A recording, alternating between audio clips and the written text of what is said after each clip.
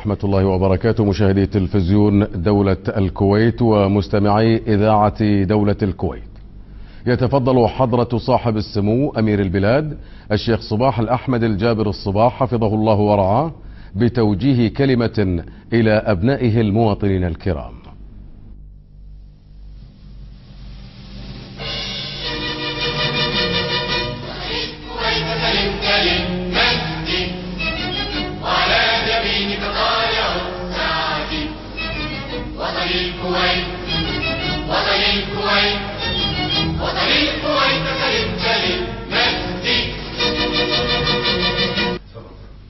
بسم الله الرحمن الرحيم. ذلك بأن الله لم يكن مغيرا نعمة أنعمها على قوم حتى يغيروا ما بأنفسهم، وإن الله سميع عليم. صدق الله العظيم. الحمد لله رب العالمين، والصلاة والسلام على رسوله الأمين وعلى آله وصحبه الأكرمين.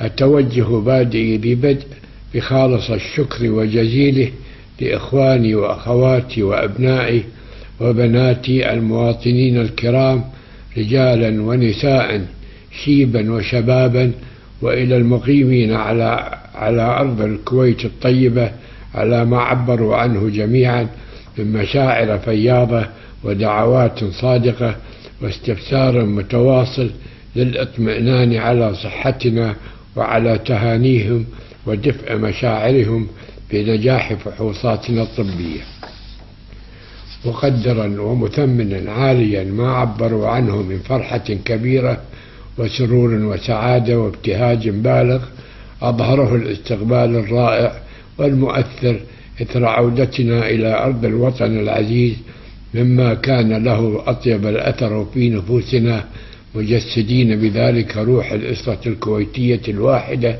المتحابة والمتوادة والمتواصلة، مبرزين بذلك تآزرها في السراء والضراء، سائلين المولى تعالى العون في كل حين، مستلهمين أنوار كتابنا المبين، متمسكين بهدى ديننا العظيم، مؤمنين بأن كويتنا الغالية هي الملاذ والوطن الخالد الحصين، وأن نكون على العهد دائما في التفاني في حمايتها والحفاظ على سلامتها ووحدتها، والعمل من أجل رفعتها قولا وعملا، وأن لا وجود ولا عزة لنا إلا بوحدتنا وبقاء كويتنا شامخة قوية عزيزة بعون الله.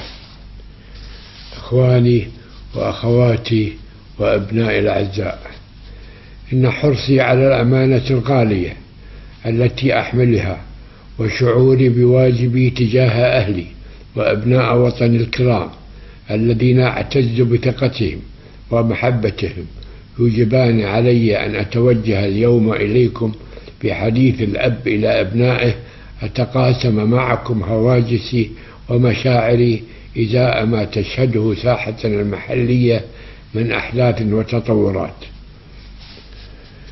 لقد عاش أهل الكويت على مر الأجيال أخوة متحابين متراحمين توحدهم روابط المصير المشترك، عاشقين لوطنهم مضحين من أجله بالأرواح وبالقال والنفيس، مجسدين روح الأسرة الواحدة، متمسكين بثوابتهم وقيمهم الأصيلة وبوحدتهم الوطنية، فحافظوا على الأمانة كريمة معززة قالبوا فيها الصعاب وتجاوزوا التحديات والمخاطر لننعم برغد العيش والخير الوفير.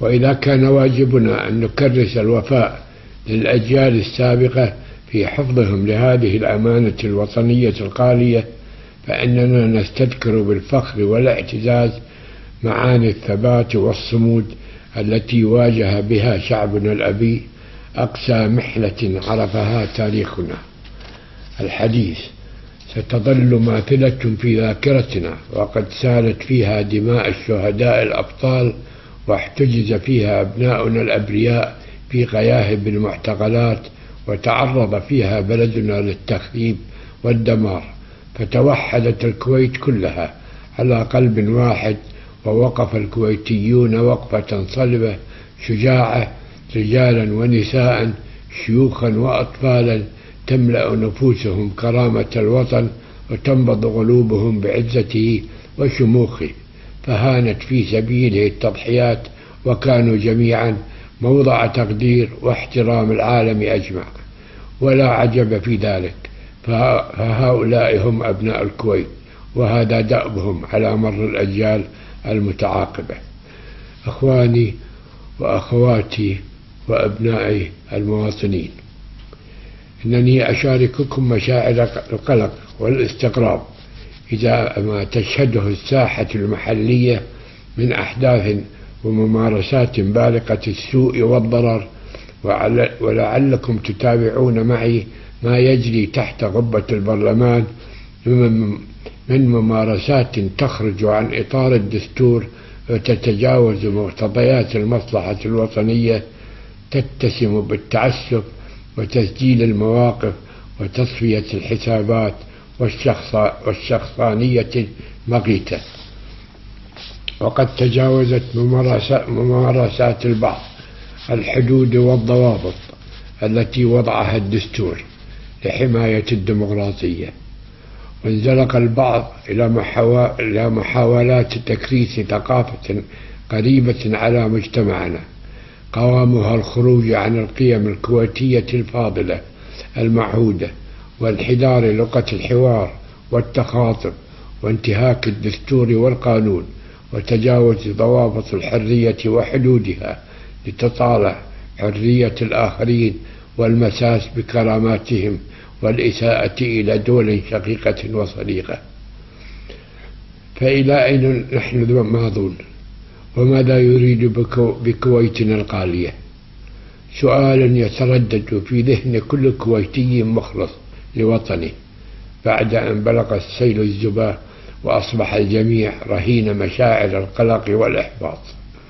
نعم، علينا أن نعترف بأننا كسائر المجتمعات والدول نعاني من السلبيات وأوجه القصور في الكثير من مجالات العمل وفي مختلف الميادين التي ينبغي علينا التصدي لها ومعالجتها وإيجاد أفضل الحلول لها.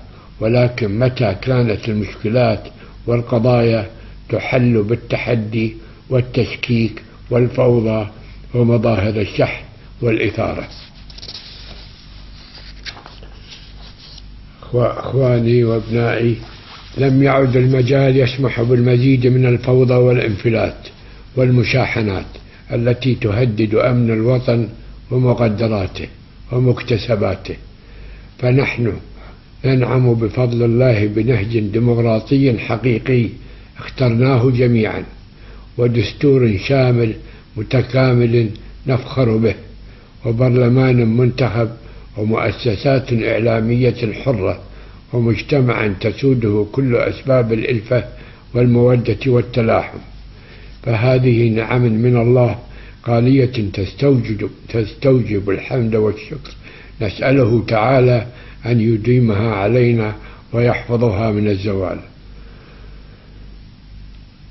وكلها تقنينا عن هذه الانحرافات غير المبررة وما قد يترتب عليها من تداعيات ومحاذير ظاهرة وباطنة لا يعلم إلا الله حدود مخاطرها وآثارها.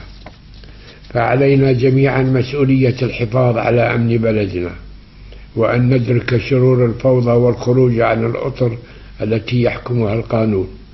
وفي الوقت الذي أسجل فيه بالتقدير الدور الإيجابي الطيب الذي قام به أبناء رجال الأمن في تعاملهم المسؤول مع التجمعات الأخيرة وتحليهم بالحكمة والصبر وضبط النفس، فإنني أؤكد بأننا جميعا نتحمل مسؤولية الحفاظ على أمن بلدنا والمحافظة على سلامته واستقراره، ونبذ الممارسات غير المسؤولة وتفويت الفرصة على كل من يريد بنا شرا وسوءا. وقد طلبت من وزير الداخلية مواصلة اتخاذ كافة التدابير الكفيلة بحماية أمن الكويت واستقرارها، وعدم التهاون إزاء كل من يحاول المساس بأمن البلاد وثوابتها الوطنية والتجاوب مع القوانين والأنظمة. فأمن البلد واستقراره وسلامة أبنائه وممتلكاته أمر يحتاج منا جميعا إلى احترام القوانين والالتزام بها، وهي مسؤولية تقع على كل مواطن، كما أنها مسؤولية مضاعفة على رجال الأمن وقياداته، وعهدنا بهم أهل للمسؤولية والالتزام بحسن تطبيق القانون وحسن التعامل مع المواطنين. أخواني وأبناء وطني، إننا نؤمن بأن الكويت لجميع أبنائها، ومقياس التفاضل بينهم هو العطاء والإخلاص للوطن، فكلهم بسمائها يستظلون، ولا على أرضها الطيبة يعيشون، ومن قيمها الأصيلة ينهلون، وإلى هويتها ونسيجها ينتمون. لقد أكدت مرارا وأجدد التأكيد على أنني من يحمي الدستور، ولن أسمح بأي مساس به، فهو الضمانة الحقيقية لاستقرار نظامنا السياسي والدعامة الرئيسية لأمن بلدنا، وأن إيماننا راسخ بنهجنا الديمقراطي ولن نقبل عنه بديلا، فهو نهج متجذر ثابت في وجدان أهل الكويت توارثوه وتمسكوا به جيلا بعد جيل. وواجبنا جميعا أن نعمل ليظل جوهر الديمقراطية صافيا نقيا، وأن تكون ممارسة الحرية طريق بناء وعمل وإنجاز يدعم مقومات الدولة ولا يضعفها، ويجمع صفوفها ولا يفرقها، وأن تكون الكويت أولا ونحن جميعا في خدمتها. إخواني وأبنائي، ندرك جميعا بأننا شعب لا يحتمل الفرقة والانقسام، وعلينا بأن نعي أن الأخطار والتحديات كثيرة في ظل التطورات التي تمر بها المنطقة والعالم بأسره، وانعكاساتها المباشرة على أمننا الوطني ومقدرات ومكتسبات شعبنا، الأمر الذي يستوجب الحرص على عدم إتاحة الفرصة لمن يريد تعكير صفو وحدتنا والمساس بأمننا. علينا أن نحول الولاء للوطن في شعار نتغنى به إلى ممارسة جادة لواجبات المواطنة الحقة تضيف للوطن وترفع من شأنه، محافظين على وحدتنا الوطنية، مجسدين لقول رسولنا الكريم صلى الله عليه وسلم: لا تباغضوا ولا تحاسدوا ولا تدابروا ولا تقاطعوا وكونوا عباد الله إخوانا. وإن كنا نتحدث عن الأمن والمستقبل، فإن أبناؤنا الشباب ركيزة الأمن ومادة المستقبل، وهم المد المتجدد والطاقة المحركة للحاضر والمستقبل، والعقول والنفوس أنية لا تظل فارقة أبدا، وإذا لم يملأها الفكر الإيجابي المستقيم ملأتها الأفكار المشوهة والهدامة. وهذه أمانة كبرى يشترك فيها الأسرة والمدرسة والمسجد والنادي ومؤسسات المجتمع قاطبة، وعلينا أن نوليها جل اهتمامنا ورعايتنا. إخواني وأبنائي، إن أعباء الحاضر وتبعات المستقبل تفوق في أهميتها وجسامتها وضراوتها كل ما اعتدنا من أعباء وما بذلنا من جهود، وأمامنا عمل شاق ومسؤوليات عظام، بما يقتضي تقديم الحكمة وانتهاج الحوار البناء واعتماد لغة التعاون، وأن نؤمن بأن وحدتنا الوطنية هي الأساس المتين والقاعدة الصلبة التي انطلقت منها الملاحم البطولية المشرفة لأبناء الكويت بكافة شرائحهم لتضيف إلى تاريخنا أنصع وأروع صفحاته الخالدة. وإنني على يقين بأننا قادرون على مواجهة التحديات بإصرار أكيد وعزم لا يلين. نعلي صوت الحق ونحترم النظام والقانون، ونعتز بالحرية ضميرا في ذواتنا، ونترفع عن التحزب والتعصب والتناحر، ونرفض الفتنة والفرقة والانقسام، ونرتقي إلى حجم الأمانة العظيمة التي نحملها. نستلهم الدروس والعبر، فالحكيم من اتعظ بتجارب غيره، فلنعمل متعاضدين قلبا واحدا ويدا واحدة لتكون مصلحة الكويت دائما وأبدا هي العليا وسابقة لكل اعتبار.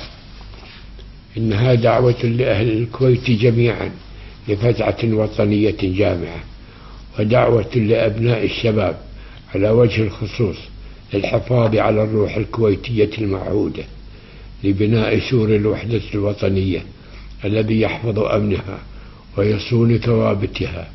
أدعوكم للانشغال ببناء كويت المستقبل، وبث روح الأمل والتفاؤل، وتوجيه الجهود نحو ما ينفع الوطن، فليس أمامنا غير النجاح، وهو مسؤوليتنا المشتركة وقدرنا، ونحن بعون الله على مستوى أقدارنا.